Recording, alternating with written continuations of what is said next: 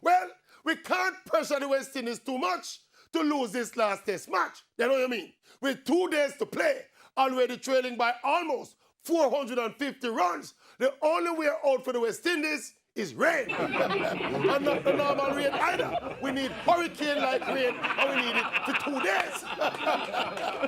We lose this one, though. It's not a negative or we're being pessimistic, but anybody who understands cricket knows the West Indies lose this possibly by tea time tomorrow. I mean, 154 all out in 40-odd overs, first turn at bat is generally a losing effort in Test cricket.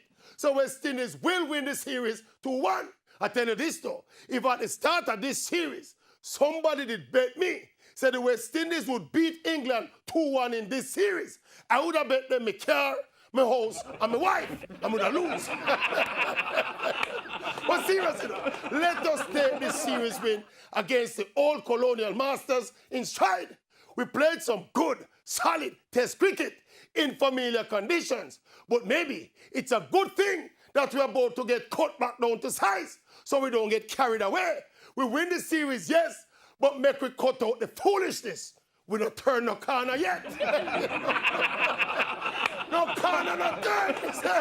We still up on the straight. No corner, no turn yet. No. I don't get crap.